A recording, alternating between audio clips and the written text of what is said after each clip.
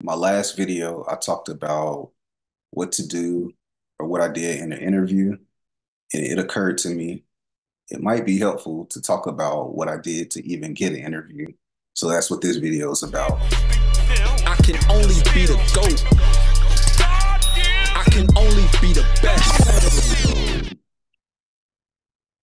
First step is to get a Google account if you don't have one. Go to the far right side here where it says Google Apps. Click on that. Scroll to the bottom where it says Google Docs. Go here and you're gonna need a resume. In the bottom right, there's a place to create a new document. Click on that. But I've already created this document. I use this exact formatting. So you feel free to copy it, make your edits. And yeah, I've landed 22 tech sale interviews from this template. So it definitely works. First name, last name, contact information, basic overview, and then, yeah, company name, job title, your relevant experience. These bullets are not real bullets. I took my information off of it, but the whole point of this is just for the formatting. You put the company name there and then the job title here. So for me, mine had my insurance company here. And then for the title, instead of saying insurance agent, I put account executive just because I was pursuing a tech sales job and I just used the terminology that they would be more inclined to want to see. So I put the time here, started in March 4562 to February 2023. Obviously, those aren't the real days, but you know, the main thing with the resume is it needs to be one page. Our education. I did a tech sales boot camp. A lot of people who were trying to get a SDR or BDR position did something similar. So if not, say you did Glen Coco. For each Glen Coco campaign, you could say, I got training for Glen Coco.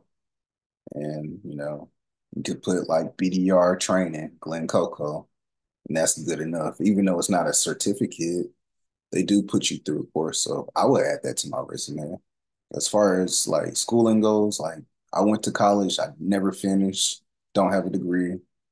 I was in the military as well, so I usually put my military experience. So I'll say, my career field will go there, and then I'll put United States Air Force, and then I'll put the date that I finished my tech training. If you weren't in the military and you went to college, it's totally fine to put, the school you went to here, and then the name of the degree program that you were pursuing. As far as interests go, it might seem like it's not important, but I did find that a lot of times early on in an interview, um, or at some point, they would ask about my interests, and that would be a good small talk portion of the interview. So these aren't my real interests that I have on my original resume, although I do think classic cars are pretty cool as well as traveling. So tailor that to however you need it. But yeah, it starts here with, a one-page resume. Also, for each part of your experience, try to keep it to three, the main things that are going to stand out that make you impressive as a candidate. Some of them have two. On the bottom, you get to the bottom of it, that's usually going to be like your first job. You're probably taking transferable skills and putting them there. So that's how I would treat that. Noteworthy, do everything on Google Chrome, especially if you're a Mac user, because Safari doesn't really work well with a lot of different things. And for job stuff, I definitely use Google Chrome. You get the Chrome extensions for Apollo.io. Apollo works exactly like Zoom Info. If you're applying for an SDR or BDR role, you're going to do a lot of outreach. So doing this during the job seeking process shows that you already know what you're doing. Okay, so this is how you use Apollo. Go to LinkedIn, type in the company. For this example, we're going to do Bird Eye.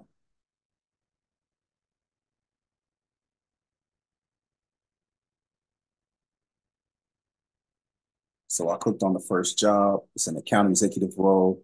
And I see that there's a talent acquisition person on his hiring team.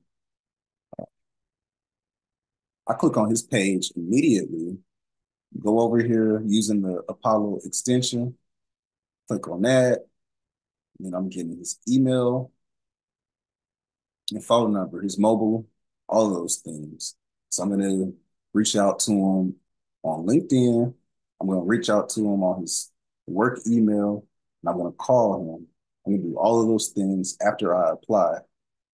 Another step that I like to do is I like to find, and I already did this, somebody who works in the position that you already, are applying to, and reach out to them first. Hey, I see that you're working with Bird Eye, Garrett. You know, I want to work there too. Just want to know, do you have any tips for me? Just apply, or basically just send them a LinkedIn message. Reach out to as many people as you can because everybody's not going to respond. But you will find that typically the SDR and BDR are more likely to respond to you on LinkedIn. That way, you could leverage them. I spoke to someone on the team whenever you're talking with the HR or the recruiter or even the sales director. So I typically like to reach out to three people per company or three different personas per company. I like to reach out to the recruiter. I like to reach out to either the sales director or whoever is involved directly with the sales team.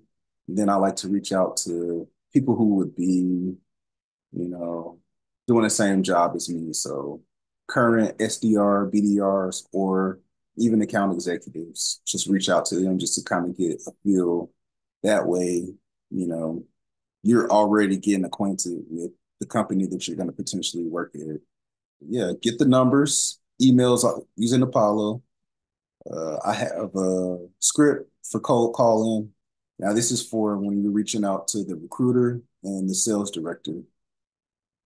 So this is the script that I would use if I reached out to Joel. Hi, Joel. I hope you're having a fantastic week.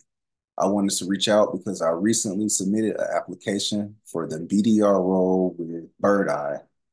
I'm excited about the opportunity. I just wanted to take it a step further and call you directly. I spoke with Garrett, or I spoke with a couple of members on the team, and they said that you were a good point of contact. Can we schedule a brief conversation to discuss my background, go over what you're looking for, and see if there's a good fit? Does Monday or Tuesday work better for you? Now, if it's an email, All right, so for the email, you want to have the subject at the top where it says BDR candidate. Now, if the company calls their BDRs SDRs, you use SDR. If they call them ADRs, obviously you make that change as well. You want to use all of the language that they use within the company. The email should be no more than five sentences altogether. I use hyperlinks to show that I've done some research on the company. Uh, in each sentence, obviously, you want to make it look clean and short, just so you can stand out from other candidates. Lastly, you want to use the signature block, first name, last name, the position, the name of the company, and leave your phone number. and yeah, I send that email out, I send that LinkedIn out, and then I call and I use this script. So another thing to use is it's called repvue. Check out repvue. I'll put a link in the description. But yeah, those are a few of my secrets to get more interviews. So